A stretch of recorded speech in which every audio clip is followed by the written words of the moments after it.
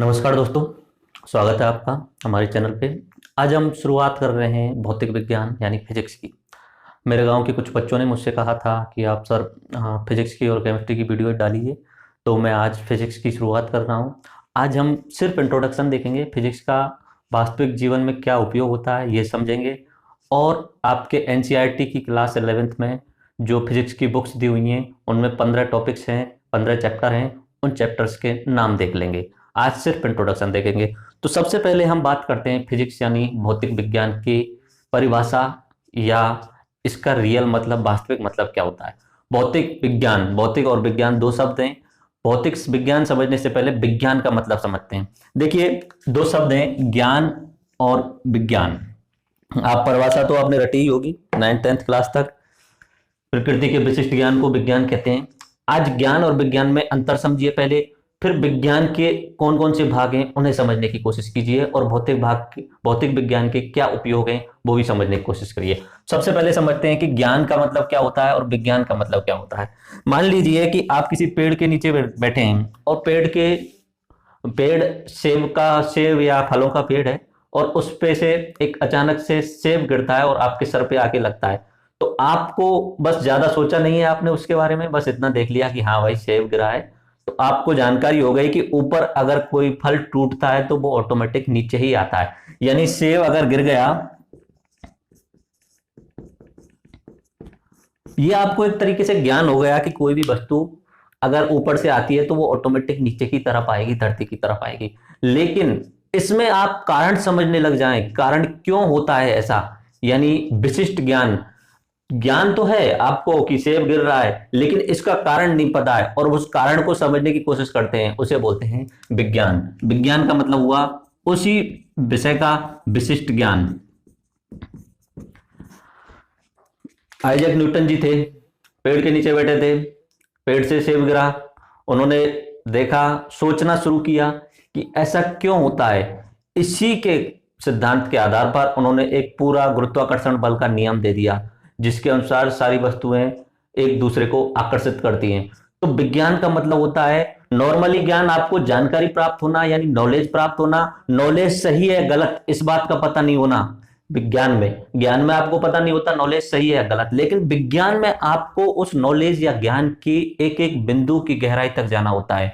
वो सही है या गलत आपको सोचना पड़ता है। वो ऐसा हो रहा है तो क्यों हो रहा है, कारण क्यों, अगर यहाँ सेब गिर रहा है तो उसका क्यों हो रहा है ऐसा, तो उसे में होता है विज्ञान के अंदर। विज्ञान की नॉर्मली परिभाषा हुई विशिष्ट ज्ञान यानी सत्य का ज्ञान, जो सही है उसको जानकारी प्राप्त करना। नॉर्मली जानकारी तो आपको होती है, लेकिन सही है उसको पढ़ते हैं विज्ञान के अंदर में। ऐसे ही और एक एग्जांपल देखते हैं। बहुत सारी वस्तुएं आपने देखी होंगी, आप अगर किसी भी वस्तु को फेंकते हो तो थोड़ी देर में जाने के बाद में वो रुक जाती है, या किसी भी वस्तु को या पहिए को आप एक तरीके से रोलिंग करते हो तो भाई पहिया थोड़ी दूर जाने के बाद में ऑटोमेटिक रुक जाता है। तो इसमें दूसरा एग्जाम्पल दिया पहिए का रुक जाना। अब ये ज्ञान है आपको, हाँ ये निश्चित सी बात है कि आप पहिए को रोलिंग करोगे कुछ समय बाद में वो रुक जाएगा, लेकिन कारण क्या है उसके रुकने का, ये आप पढ़ते हैं विज्ञान के अंदर यानी साइंस के अंदर। तो उसके सत्य का कारण क्या है ये पढ़ते हैं साइंस के अंदर। तो इस तरीके से आपको ज्ञान और विज्ञान में अंतर समझ में आ गया होगा। ज्ञान की कोई गारंटी नहीं होती ये सही है या गलत है। विज्ञान में आपको माइंड से या तार्किक रूप से अपने गुण बताने पड़ेंगे, उसके गुण बताने पड़ेंगे और सोचना पड़ेगा ये ऐसा क्यों होता है। ये विज्ञान सब्जेक्ट के अंदर आता है। ज्ञान में आपको सिर्फ नॉलेज होती है, कहीं कोई घटना होती है उसकी सिर्फ नॉलेज, वो घटना क्यों हुई है वो विज्ञान। यानी भूकंप आ रहे हैं, आपको पता है चलो भूकंप आ रहे हैं, लेकिन भूकंप क्यों आए ये विज्ञान। बारिश होती है, बारिश का आपको पता होता है भारत में कि एक बरसात का मौसम होता है, उस समय बारिश होती है, लेकिन वो बारिश क्यों आती है ये पढ़ते हैं हम विज्ञान के अंदर। जैसे भूकंप वाला एग्जांपल दिया, भूकंप का आपको नॉलेज है, पुराने समय से लोगों को पता है कि भूकंप आते हैं, धरती कांपती है, लेकिन क्यों, ऐसा क्यों होता है, ये सब हम किसके अंदर पढ़ते हैं विज्ञान के अंदर। ऐसे ही मैंने बारिश का फिनोमेना समझाया, बारिश में बारिश क्यों होती है ये सब हम पढ़ते हैं विज्ञान के अंदर।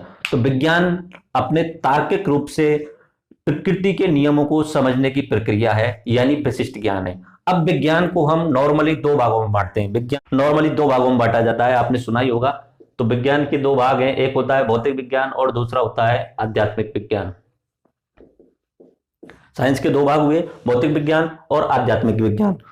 भौतिक विज्ञान यानी भौतिक जगत का मतलब होता है अपने शरीर की आंतरिक भाग को छोड़कर बाहरी दुनिया जो भी है वो उसका अध्ययन करना, भौतिक विज्ञान यानी बाहरी दुनिया का अध्ययन।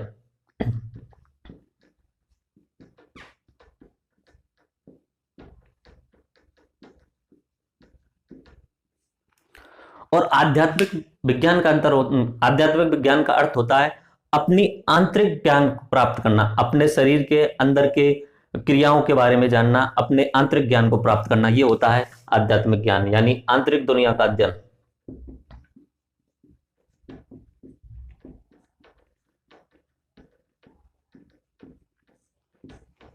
तो पुराने समय में जितने भी ऋषि मुनि महात्मा जितने भी संत होते थे वो आध्यात्मिक विज्ञान पे ज्यादा रिसर्च करते थे। भारत का शुरू से ही आध्यात्मिक विज्ञान पे रिसर्च पे ध्यान रहा है। बाकी यूरोपीय देश यानी पश्चिमी जितने भी हैं उन्होंने भौतिक जगत के विज्ञान के बारे में बहुत ज्यादा अध्ययन किया है।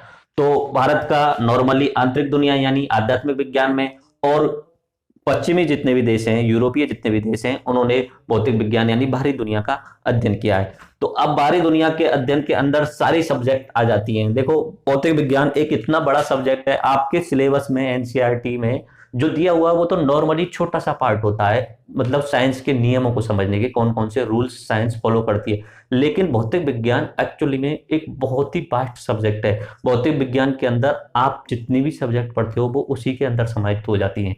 भौतिक विज्ञान यानी हमारे आंतरिक शरीर को छोड़ के बाह्य दुनिया में जो कुछ भी हो रहा है वो सब भौतिक विज्ञान के अंदर आता है। तो इसका मतलब आप रसायन विज्ञान पढ़ते हो वो भी भौतिक विज्ञान का हिस्सा होता है। आप बायोलॉजी यानी जीव विज्ञान पढ़ते हो वो भी भौतिक विज्ञान का हिस्सा होता है। आप हिस्ट्री, केमिस्ट्री, मैथ कुछ भी पढ़ते हो वो सारा का सारा भौतिक विज्ञान का ही हिस्सा होता है।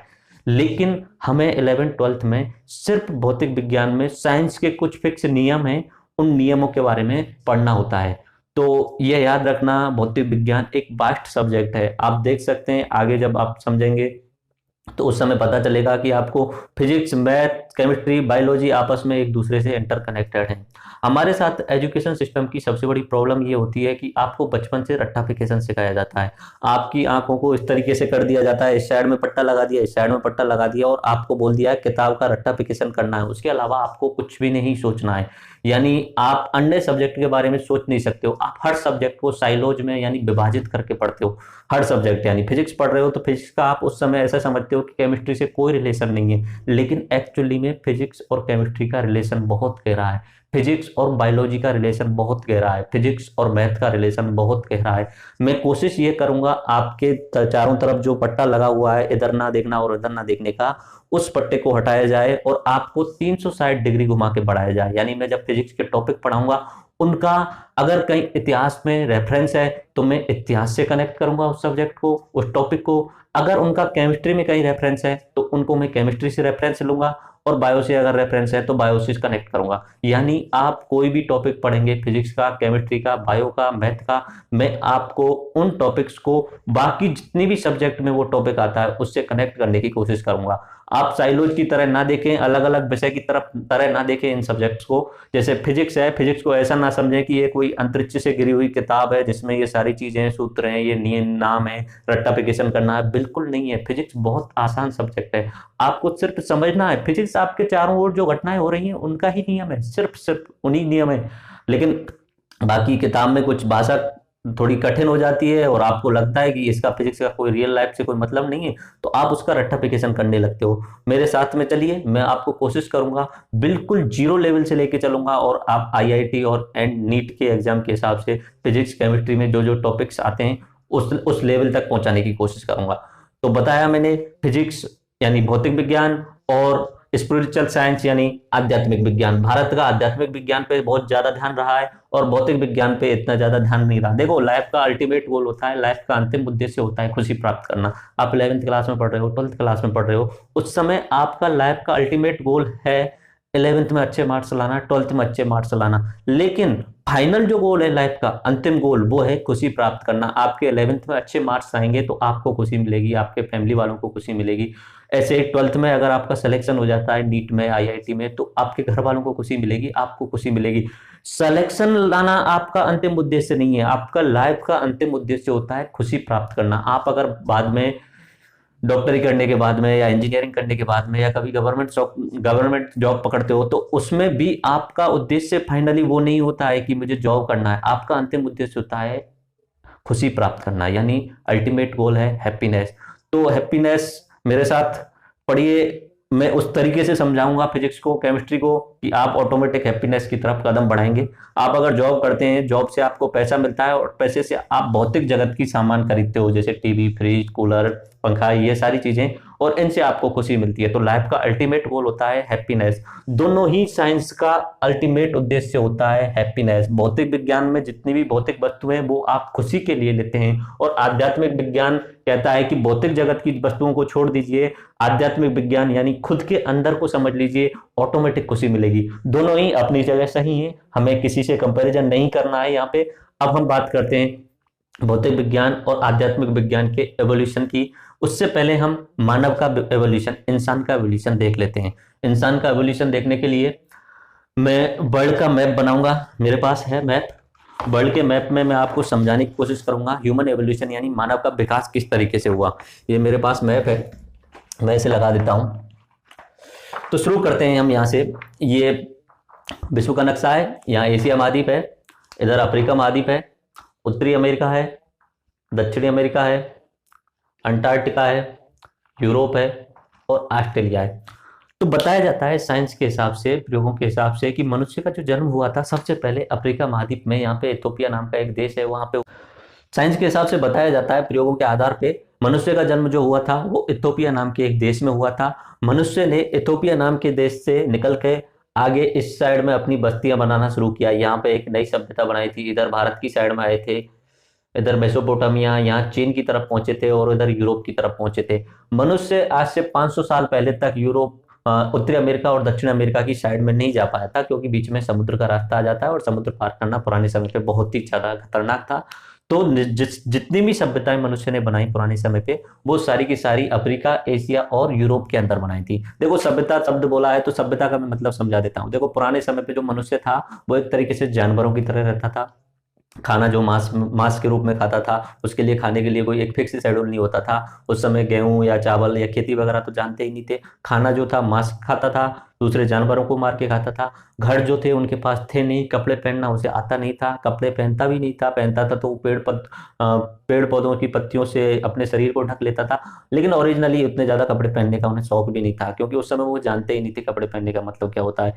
लेकिन धीरे धीरे कुछ आविष्कार हुए, जैसे आग का आविष्कार हुआ। आग का आविष्कार होने के साथ साथ में उससे पता चल गया कि जो हम मांस खाते हैं उसे पका के खाएंगे तो और ज्यादा बेटर रहेगा। पुराने समय पे जो मांस खाते थे जानवरों को मार के, वो जो मांस होता था वो कच्चा होता था। हो सकता है जानवर के अंदर कोई वायरस हो और मनुष्य के अंदर आ जाए तो उससे बीमारी फैलने का खतरा होता था और मनुष्य के खत्म होने के चांस रहते थे। तो पुराने समय पे जो मनुष्य था वो असभ्य तरीके से रहता था, ना खाने का ढंग था, ना रहने का ढंग था और ना ही कपड़े पहनने का ढंग था। लेकिन धीरे धीरे कुछ आविष्कार हुए, यानी साइंस का विकास हुआ। साइंस की शुरुआत जो हो जाती है, आप एक तरीके से आग के आविष्कार के साथ में ही मान लीजिए। जहां से मनुष्य ने अपना दिमाग लगाना शुरू किया वही साइंस होता है, ठीक है, यानी विज्ञान होता है। जहां से किसी भी घटना के बारे में उसने सही ढंग से सोचना शुरू किया कि यह घटना क्यों घटित हुई, वही विज्ञान होता है। तो सबसे पहले हुआ आग का आविष्कार। आग के आविष्कार के साथ में उसने कुछ एक फायदे हुए, यानी मांस को पका के खाने लगा। दूसरा, उसने मसाल जलाना शुरू कर दिया, यानी मतलब रात में अंधेरा होने के बाद भी वो एक उजाले में रह सकता था। उसके बाद में वो गुफाओं में रहता था तो गुफाओं में भी वो उजाला कर सकता था। और आग के आविष्कार का सबसे इंपॉर्टेंट फायदा ये हुआ कि बाकी जानवर मनुष्य से डरने लग गए, क्योंकि मनुष्य के हाथ में इस समय एक हथियार था आग के रूप में। अगर शेर भी आपके सामने आ जाता है तो उससे आप आग को लेके उसे डरा सकते हो, यानी उस समय सारे जानवर मनुष्य से डरने लगे। तो ये पहला आविष्कार हुआ था आग का। उसके बाद में एक साथ में आविष्कार हुए थे पहिए का और पालतू जानवर उसने बनाने लग गए थे। तो पहिए और पालतू जानवरों के आविष्कार से एक तरीके से क्रांतिकारी परिवर्तन आया, यानी पहिए का आविष्कार हुआ तो गाड़ी बना के जानवर को उस गाड़ी से लगा के उस पर कुछ भी सामान लाद के एक जगह से दूसरी जगह ले जाया जा सकता है, यानी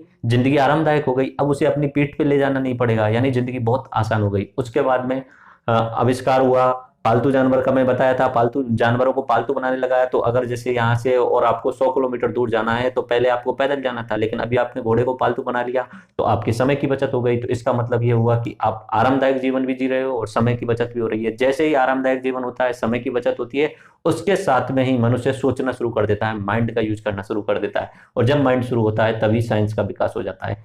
ठीक है, तो उस तरीके से पहला आविष्कार आग का, पहिए का आविष्कार हुआ और जानवरों को पालतू बनाने लगा।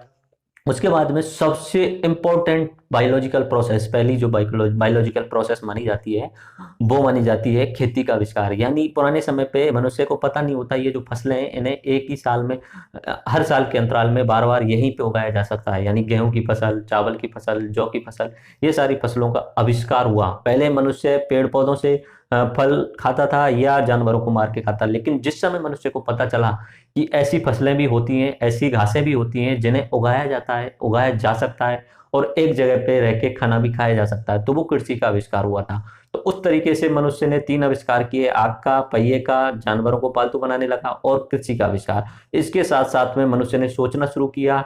कृषि आने के साथ में उसे भटकना बंद हो गया, यानी अपने खाने के लिए एक जगह से दूसरी जगह जाने की जरूरत नहीं पड़ी।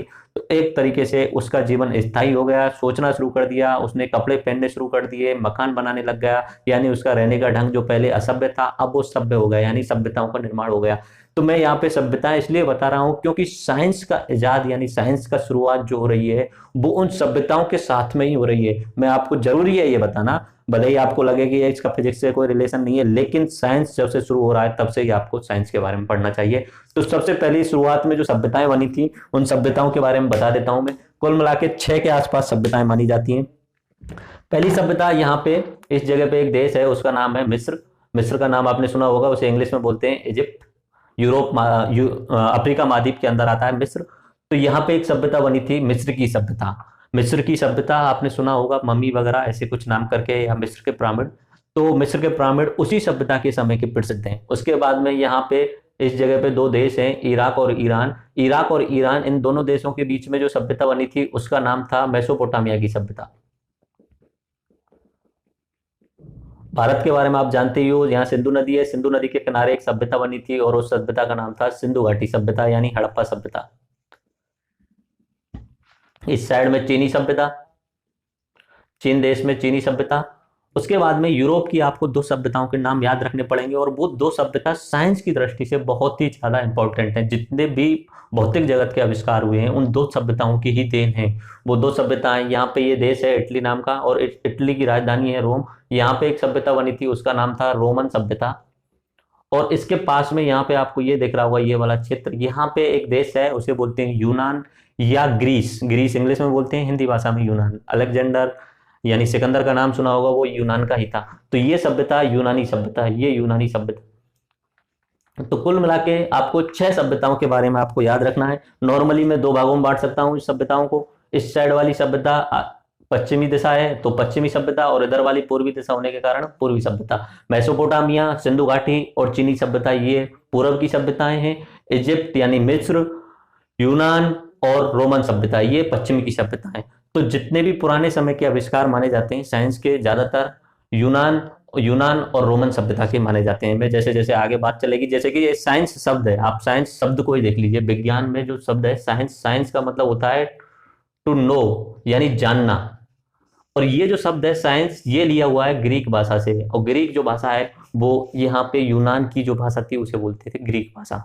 तो आपको समझना चाहिए उसी समय से साइंस की शुरुआत हो गई है। ठीक है, तो इस समय मैंने आपको मनुष्य की एवोल्यूशन बता दिया, किस तरीके से असभ्य मनुष्य था, उसके बाद में उसे सभ्यताओं का निर्माण किया। सभ्य, उसके सभ्य होने से पहले जो 3-4 आविष्कार मैंने बताए थे, आग का आविष्कार, पहिए का आविष्कार और कृषि का आविष्कार, जिससे मनुष्य सभ्य हो गया। सभ्य होने के बाद में उसने सभ्यताओं का निर्माण किया है। अफ्रीका में मिस्र, इराक ईरान में मेसोपोटामिया, भारत के पास में सिंधु घाटी सभ्यता, इधर चीन की साइड में चीनी सभ्यता, और यूरोप में 2 सभ्यताएं बताई, यूनानी सभ्यता और रोमन सभ्यता। तो इस तरीके से एक साइंस की शुरुआत हो गई है। साइंस ग्रीक भाषा का शब्द है यानी यूनान की भाषा का लिया हुआ शब्द है। चलो अब बात करते हैं हम साइंस और टेक्नोलॉजी में क्या अंतर होता है। दोनों शब्द सुने होंगे, साइंस और टेक्नोलॉजी। साइंस का मतलब हुआ जो प्रकृति के नियम है उनके बारे में जानना, ये प्रकृति के नियम कैसे कैसे चलते हैं। और टेक्नोलॉजी का मतलब होता है हम उन प्रकृति के नियमों को जानकर उनको अपनी भौतिक जरूरतों के हिसाब से कुछ नई वस्तुओं को बनाना। यानी कि आप देखिए लॉज ऑफ मोशंस हैं, यानी न्यूटन के गति के नियम है। पहले तो उन्हें न्यूटन ने जाना ये प्रकृति ने किस तरीके से नियम बनाए हुए हैं, बाद में उन नियमों का प्रयोग करके बहुत सारे ऐसे आविष्कार किए गए, जैसे न्यूटन की गति का प्रतिक्रिया का नियम कहता है अगर आप किसी भी वस्तु पर क्रिया करोगे तो उसके अपोजिट डायरेक्शन में प्रतिक्रिया होगी ऑटोमेटिकली। उसी के उपयोग में हमने रॉकेट बनाया है, यानी रॉकेट में जो नीचे ईंधन होता है उस ईंधन को जलाया जाता है, और जो ईंधन के कारण जलने से जो धुआं निकलता है, यानी एक तरीके से बहुत ज्यादा गैसें निकलती हैं, वो पृथ्वी पर दबाव डालती हैं, उस दबाव के कारण यानी क्रिया के कारण ऑटोमेटिक बैक डायरेक्शन में प्रतिक्रिया होती है। तो ये हुआ साइंस और टेक्नोलॉजी का उपयोग। आप जितनी भी वस्तुएं देखते हो, मोबाइल, टीवी, रेफ्रिजरेटर, ये टेक्नोलॉजी है, ये टेक्नोलॉजी है। आप 11th-12th में जो पढ़ोगे वो साइंस है, यानी आपको 11th-12th में कुछ नहीं बनाना है, लेकिन आप 11th-12th के बाद में अगर आप इंजीनियरिंग करते हो या डॉक्टरी लाइन में जाते हो तो उसमें आपको टेक्नोलॉजी का उपयोग करना पड़ेगा और नई नई टेक्नोलॉजी की वस्तुएं बनाना भी होगा। तो साइंस का मतलब नियमों को जानना, और टेक्नोलॉजी का मतलब उन नियमों को उपयोग करके अपनी सुविधा के लिए भौतिक जगत की कुछ नई वस्तुओं को बनाना। ठीक है, उसके बाद में अब हम साइंस का मतलब जान चुके हैं, विज्ञान का मतलब जान चुके हैं, और विज्ञान दो भाग हैं, भौतिक विज्ञान और आध्यात्मिक विज्ञान। भौतिक विज्ञान पश्चिमी सभ्यता जितने भी थे, यानी कि यूनान, रोम और मिस्र, इन्होंने भौतिक विज्ञान पर ज्यादा जोर दिया था, और भारतीय सभ्यता यानी पूर्वी सभ्यता, उन्होंने आध्यात्मिक ज्ञान यानी अपने अंदर के ज्ञान पर ज्यादा जोर दिया था। दोनों ही विज्ञान का उद्देश्य होता है कि इच्छा शक्ति को और बढ़ाना, नई नई चीजों के बारे में सीखना, और अंतिम उद्देश्य जैसे बताया था लाइफ का अंतिम उद्देश्य होता है खुशी को प्राप्त करना। अब हम बात कर लेते हैं क्लास 11th एनसीईआरटी में जो चैप्टर्स हैं, कौन कौन से चैप्टर्स हैं, हम कौन कौन से चैप्टर्स आगे पढ़ने वाले हैं। मैंने यहाँ पे बोर्ड पे लिखे हुए हैं, सारे के सारे चैप्टर्स को एक बार मैं बता देता हूँ और आप लिख लीजिए उन सबको। ठीक है, तो सबसे पहले हम पढ़ेंगे भौतिक जगत का मतलब क्या होता है। पहला चैप्टर है ये एनसीईआरटी फिजिक्स पार्ट 1 में दिया हुआ है। यहाँ 8 पार्ट तक यानी गुरुत्वाकर्षण तक फिजिक्स को 2 भागों में बांटा हुआ है, फिजिक्स पार्ट 1, फिजिक्स सेकंड। पहले 8 पार्ट जो हैं वो फिजिक्स के पार्ट 1 में है, 8 के बाद में जो पार्ट हैं वो है फिजिक्स के पार्ट सेकंड में। तो पहला जो अपना लेसन है, पहला जो चैप्टर है वो भौतिक जगत के बारे में नॉर्मली मैं बता चुका हूँ, लेकिन बाद में और थोड़ा देखेंगे और बाकी वैज्ञानिकों के नाम याद करने की कोशिश करेंगे, वैज्ञानिक कहाँ कहाँ के थे ये भी समझने की कोशिश करेंगे। रट्टाफिकेशन नहीं करेंगे, आपकी समझ में आ जाएंगे मेरे हिसाब से, क्योंकि अब मैं पहले ही बता चुका हूँ कि यूनान कहाँ पे है, ग्रीक कहाँ पे है, और रोम कहाँ पे, और भारत चीन सभ्यता कहाँ पे है। तो उस तरीके से आपको माइंड में ऑटोमेटिक जैसे ही मैं नाम लूंगा कि इस साइड में यूनान के लोगों ने ये आविष्कार किया, तो ऑटोमेटिक दिमाग में आएगा आविष्कार कि यूरोप वाले क्षेत्र में आविष्कार हुए थे। उसके बाद में इकाई और मापन। इकाई और मापन ये नॉर्मली हमारी सुविधा के लिए बनाए जाते हैं, जैसे कि दूरी की जो इकाई हो, दूरी को मापने के लिए हम जो यूज करते हैं मीटर, किलोमीटर, इस तरीके से सेंटीमीटर वगैरह, तो ये इसके बारे में पढ़ेंगे। उसके बाद में सरल रेखा में गति, उसके बाद में समतल में गति। देखो 1D 2D और 3D 3 शब्द होते हैं, आपने सुने ही होंगे नॉर्मली। 1D का मतलब होता है सिर्फ एक दिशा में। अगर आपको एक दिशा में सीधा चलने के लिए बोल दिया जाए और आपको बोला जाए आपको ना इस साइड में जाना है ना इस साइड में, यानी एक सीधी रेखा में जाना है, तो उसे बोलते हैं 1D।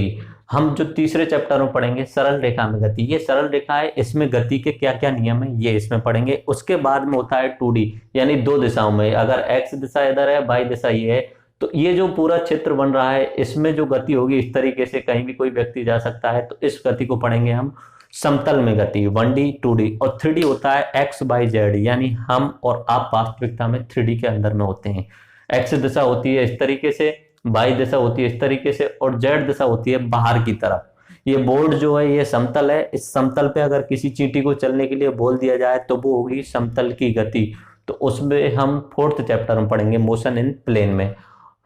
अगर सीधी रेखा खींच दिया जाए, उस पर चलने के लिए बोला जाए, तो उसे हम पढ़ेंगे सरल रेखा में गति 3rd चैप्टर के अंदर में। उसके बाद में हम बात करेंगे गति के नियम, न्यूटन वगैरह की, जो न्यूटन ने जो नियम दिए थे और बाकी जो नियम है गति के नियम, उसमें हम 5th चैप्टर में देखेंगे। 6th चैप्टर है कार्य, ऊर्जा और शक्ति, यानी वर्क, एनर्जी और पावर। आपने सुना होगा वर्क क्या होता है, मैंने आज बहुत कार्य कर दिया, आज मेरी ऊर्जा खत्म हो गई है, आज मेरे अंदर ताकत यानी शक्ति ज्यादा है। तो उनका भौतिक यानी फिजिक्स के हिसाब से क्या डेफिनेशन होता है वो इस चैप्टर के अंदर पढ़ेंगे। उसके बाद में कणों की प्रणाली और घूर्णन गति यानी घूमने वाली गति, उसमें कौन कौन से नियम काम करते हैं उनके बारे में पढ़ेंगे। और 8वां चैप्टर है गुरुत्वाकर्षण बल, यानी गुरुत्वाकर्षण बल आप नॉर्मली देखते हो पृथ्वी पे, आप किसी भी वस्तु को ऊपर फेंकते हो तो वो ऑटोमेटिक नीचे आ जाती है।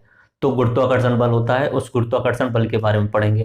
गुरुत्वाकर्षण बल का नॉर्मली मतलब होता है दो वस्तुएं आपस में एक दूसरे को आकर्षित करती हैं। अब पृथ्वी का आकार और उसका द्रव्यमान इतना ज्यादा है कि ये सभी वस्तुओं को आकर्षित कर लेती है। बाकी मेरे पास में अगर ये दो मार्कर हैं, ये आपस में एक दूसरे को आकर्षित कर रहे हैं, लेकिन इन दोनों के जो द्रव्यमान है वो कम है। तो जो सूत्र है जी का यानी गुरुत्वाकर्षण बल का, उस हिसाब से देखेंगे कि गुरुत्वाकर्षण बल का मान कैसे घटता है कैसे बढ़ता है। आप अगर चंद्रमा पे चले जाएंगे वहां पे गुरुत्वाकर्षण बल का मान कम होता है और अंतरिक्ष में जी का मान शून्य होता है।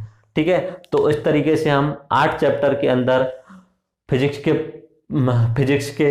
पार्ट 1 को कंप्लीट करेंगे। और उसके बाद में जो चैप्टर हैं यानी ठोसों के यांत्रिक गुण, ठोस पदार्थों को आप 3 भागों में बांटते हो, ठोस, द्रव और गैस।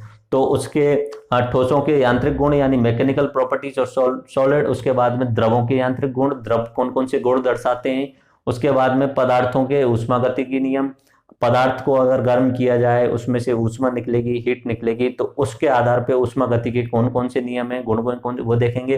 फिर ऊष्मा गति के नियम देखेंगे, ऊष्मा गति के गुण देखेंगे, उसके बाद में ऊष्मा गति के नियम देखेंगे। उसके बाद में हम बात करेंगे काइनेटिक एनर्जी यानी गतिज ऊर्जा की, उसके बाद में ऑसिलेशन दोलन, और उसके बाद में लास्ट में तरंगे। तो एक एक करके हम धीरे धीरे, हो सकता है कुछ एक टॉपिक लंबे हो जाएं, मैं कोशिश ये करूंगा जीरो लेवल से आपको समझाऊं और आप आईआईटी लेवल और नीट लेवल के एग्जाम में जो जो क्वेश्चन आते हैं उस लेवल तक पहुंचाने की कोशिश करूंगा। साथ में मैं हिंदी और इंग्लिश दोनों ही भाषाओं को लेकर चलूंगा, क्योंकि मुझसे जो गांव के लोगों ने, गांव के बच्चों ने रिक्वेस्ट की है, वो इतने ज़्यादा इंग्लिश में होशियार नहीं है, तो मुझे हिंदी पढ़ाना बहुत ज़रूरी है। और इंग्लिश इसलिए ज़रूरी है कि इंग्लिश के बिना कुछ काम नहीं हो सकता आज के ज़माने में। तो हिंदी और इंग्लिश दोनों ही कंबाइंड लेके चलूंगा मैं। बाकी मैं कोई भी शब्द इस पे बोर्ड पे लिखूंगा उसका साथ में मैं इंग्लिश लिख दिया करूंगा। आपको नोट्स बनाने हैं तो खुद से मैं उतने नोट्स पर्याप्त मात्रा में बनवा दूंगा बोर्ड पे लिख लिख के, तो आप वीडियो को पॉज करके नोट्स भी बना सकते हैं। तो धन्यवाद। मैं आशा करता हूँ आपको समझ में आया होगा। बाकी आप जितने भी अपने दोस्त हैं उनके साथ में इस वीडियो को शेयर कीजिए, 4-5 दोस्तों के साथ में शेयर कीजिए अगर अच्छा लगा है। अगर कुछ सजेशन है कि गुरुजी इसमें ये बदलाव कीजिए, इस तरीके से कीजिए, मैं आपका एक तरीके से दोस्त ही हूँ, मैं ऐसा कोई स्पेशल व्यक्ति हूँ नहीं कि आपकी बातों को ना मान पाऊँ। हाँ, आप मुझे सजेशन कीजिए कमेंट में। Thank you.